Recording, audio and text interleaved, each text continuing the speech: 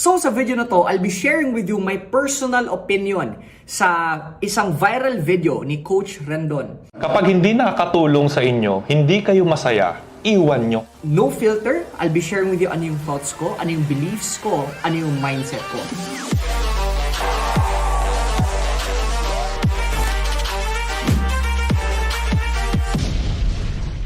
I've seen this video for a long time na, pero nakita ko ulit ngayon and I thought of why don't I share my personal opinion publicly. Alright? Let's begin. Kaya mo pa din ba panindigan ang sinasabi mong Iwan Pati Pamilya? Okay, before that, meron ako nakita isang video na parang sinabi niya, focus, iwan lahat. Okay, parang ganun. So, eto yung video na I decided to leave a review kasi medyo may debate dito and I wanna share my ideas. Sariling Coach. May what, Coach? Kahit ano. Nabigla ako. So, backstory, for those of you who didn't watch this video, parang yung question is, are you willing ba to leave your family for your goals? If yung pamilya mo hindi supportive sa'yo, if I got it right. Kaya ko silang iwanan. Kasi, halimbawa, may pamilya ako, di ba? Yung asawa mo, nag-iba na ng goal. Iiwanan ko siya eh. Kaya kong iwanan lahat. Kasi kung toxic yan, toxic pamilya mo, hindi, ano yun? Mag-stay ka na lang ba na dahil sa pamilya? Hindi eh. Kasi kailangan mo kasi irespeto rin yung sarili mo.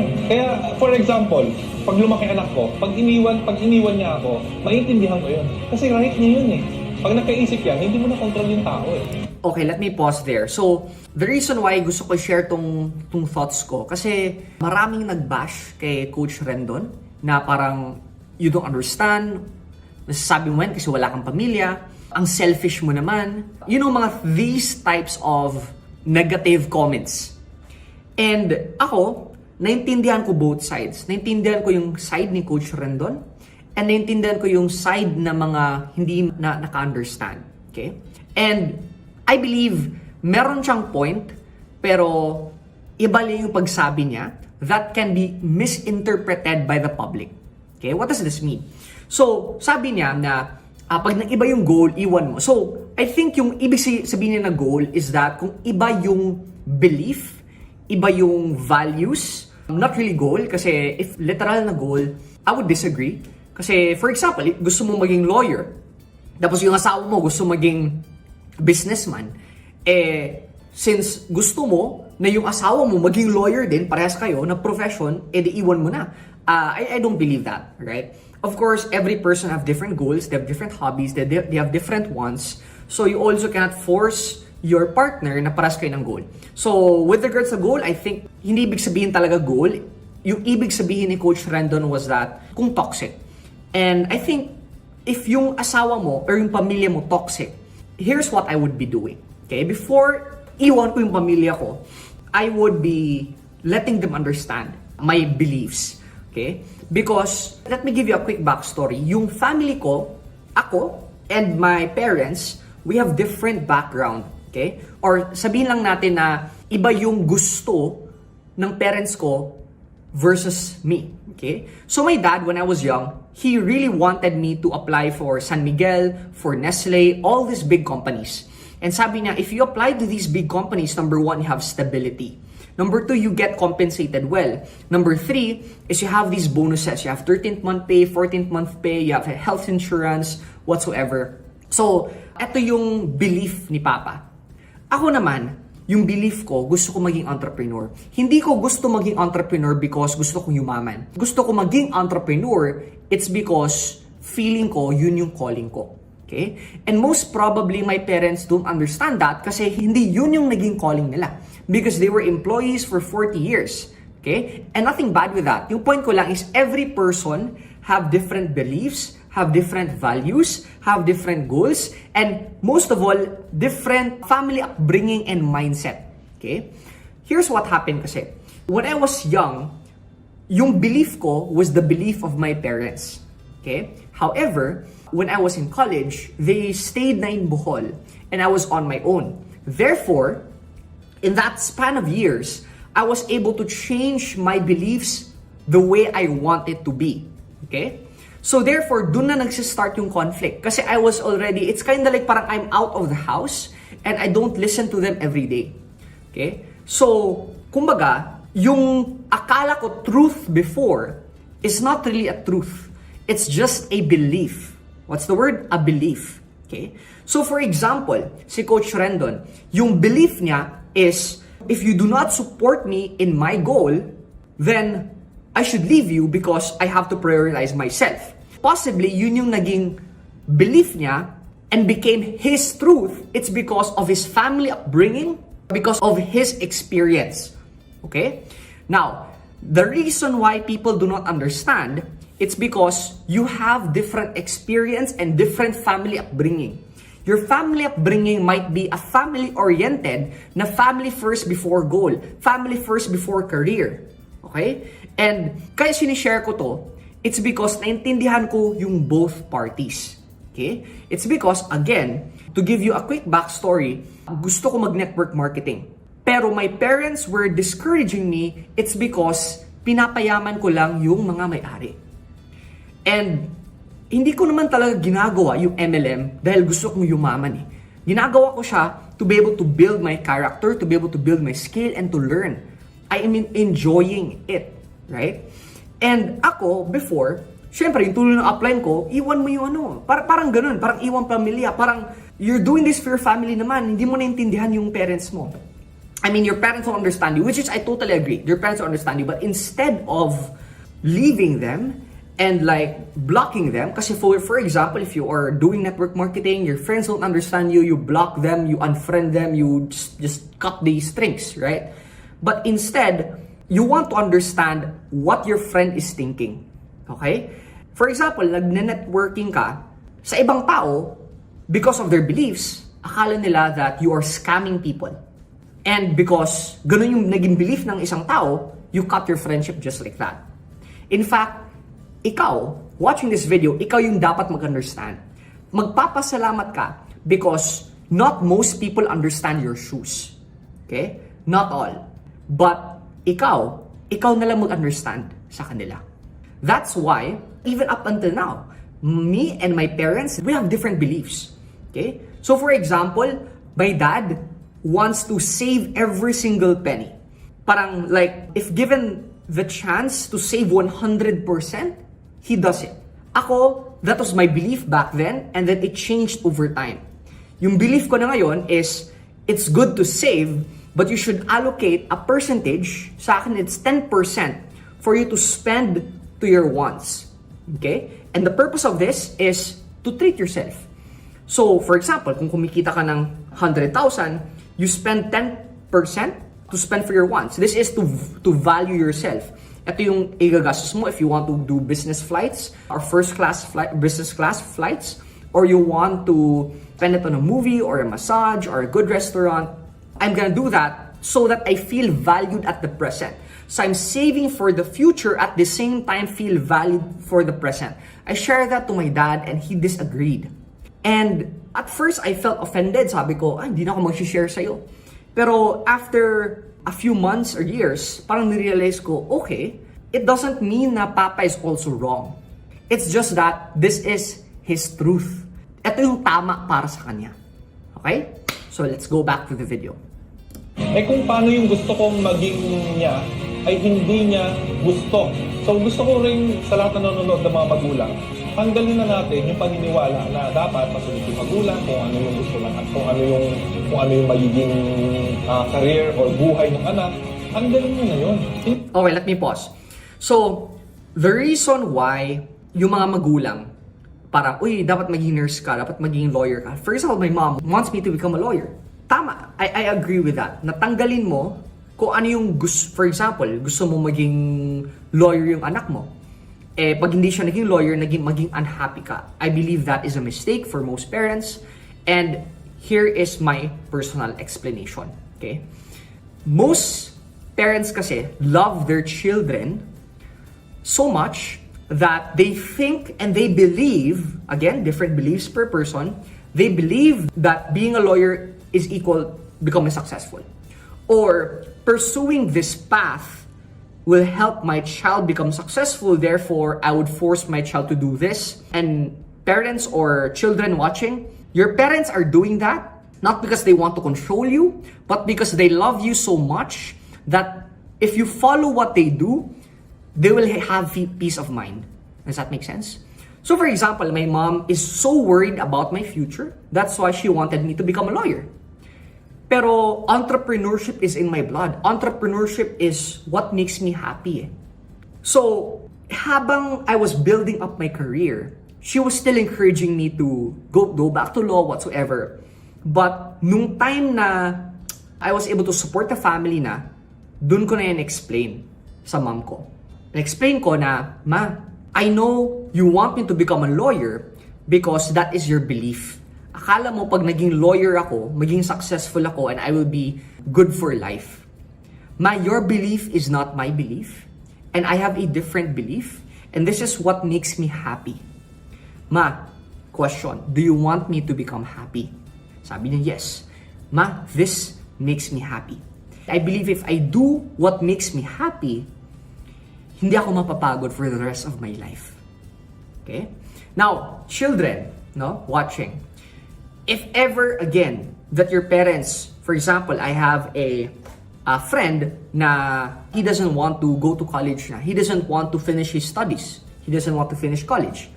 And his mom wants him to finish college. Ako, I totally understand the mom. Kasi he's worried about his child. He does not trust his child yet. And that's okay. Kasi wala ka pang na-prove eh. Okay? That's normal. But eto naman, tong friend ko, he believes in himself, which is nakikita ko. And kumbaga, even if he does not finish his studies, I know he will succeed in life. It's because nakita ko yung belief in himself. Yung hindi ko sabihin is, for example, baka you are in school right now, or you are doing a job that hindi naman talaga yun yung gusto mo, you're doing for your parents. I would suggest to let your parents know, Mapa, the only reason why I'm doing this, it's because I want to make you happy. Right? If ever, yun yung talagang intention mo, or baka you also want to. Pero most of the time, you're doing things just to make your parents happy. And you're not communicating it to them. Okay? The reason why it's important to communicate to them, it's because to make them feel na you value them, you're doing things that you do not like to do, but you're doing it for them. Akala kasi nila na tama sila, kaya ginagawa mo yan. Okay? So yun lang yung quick thoughts ko. Let's proceed. Hindi mo naman product yung bata eh. May sariling isip yan eh, di ba? So pag ang para sa mga magulang, ang trabaho lang natin ay i-guide sila, ipa-realize sa kanila kung ano yung tama at mali. Tapos sila na yung pipili nun. Ngayon, kung later on iiwanan nila tayo, iwanan ako ng anak ko, maiintindihan ko siya. Ibig sabihin, meron siyang gusto na ma-achieve na hindi ko nakikita. Kasi remember, yung vision natin, hindi pare-pareho. Kasi depende kung ano yung cause, kung ano yung dahilan. Diba? Kung toxic talaga yan, unhealthy na, halimbawa, yung asawa mo, nagiging unhealthy na singgera, biglang nagpa-party, biglang, diba? Hindi mo maiiwan yun, common sense, diba? Pero hanggat... Okay, pause. So, yung pagka-toxic, I would want to step back, no? Sometimes kasi, yung pagka-toxic is based yan sa perspective or based yan sa mindset. So, if mindset natin, itong taong toxic na to, you will feel that way for the rest of your life. Pero if babaguhin mo yung mindset mo na, ginagawa lang niya. For example, sa akin. So, my mom always calls me, my mom always, parang sabihin natin, binibaby ako even if I'm 26. Okay? Now, before, I feel annoyed. I feel, ano ba to? Parang toxic. Okay? But, after going through personal development and all of that, nag-change yung mindset ko. Naintindihan ko na. Naintindihan ko na my mom is like that because she loves me, and that is how she shows love. Now, of course, before nyo iwan yung asawa nyo, okay? Before nyo iwan yung pamilya nyo, you have to let them understand how you feel, and you want to understand how they feel. Okay? So for example, let's say lasinggero yung asawa mo, and para naman sa asawa mo, tingin hindi siya lasinggero. So, change of perspective, iba ba kayo ng perspective, right? Let's say, yung asawa mo para sa'yo tamad. Pero para sa asawa mo, hindi siya tamad. Huh? So, I believe it all starts with communication. Okay? So, communicate. For example, this is how I communicate with my partner. I tell my partner, this is how I feel, and this is my plea. Okay? And that I hear the side of my partner as well. So we do not fight. We do not fight beliefs. When someone shares her belief, sabihin natin yung partner ko na share yung belief niya, hindi ko ika-counter yung belief na yun. Papakinggan ko yun, tapos i-understand ko bakit ganun siya. Okay lang guys. Okay lang if they do not understand you. That's okay. Do you know why? Because iba-iba kayo ng personal development growth eh.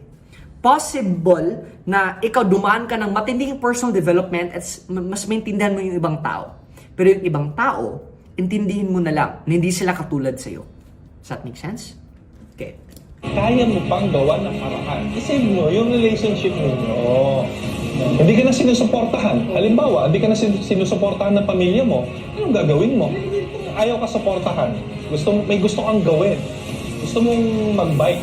Pero nagtanong sa akin gusto niya mag-bike, hindi siya sinusuportahan ng asawa niya.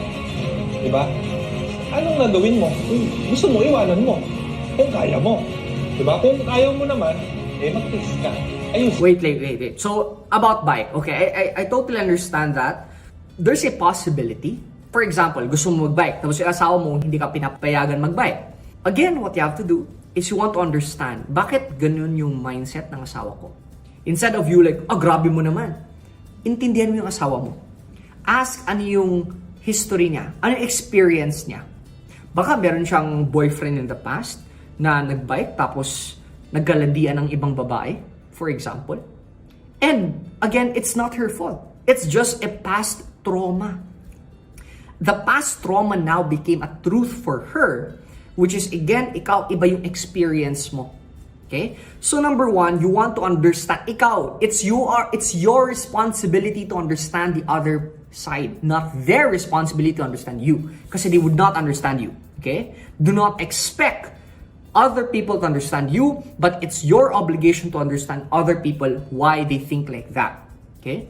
So sabihin mo, you can confront your partner, or you can confront someone, and hindi lang to relationship guys ha. This is applied in everything. Friends, whatsoever, you can confront this person and say, hey, I want to understand why hindi mo ako pinapayagan ng mag-bike.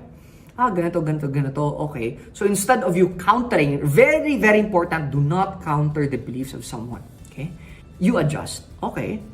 And then, sasabihin mo, okay, so if ever, sabihin mo, kasama kita, papayagan mo na ba ako mag-bike? Or if ever I'm gonna be doing the laundry, papayagan mo na ba ako mag-bike? So parang there is a meet halfway. Alright? And baka there's a possibility na hindi ka pinapayagan mag-bike kasi sabi mo 1 hour tapos bumalik ka after 5 hours. Okay? It's your fault pala. Okay? These things affect. Ganun yan eh. Kung hindi mo kaya, magtiis ka. Kung kaya mong humiwalay, edi humiwalay ka. Kung kaya mo.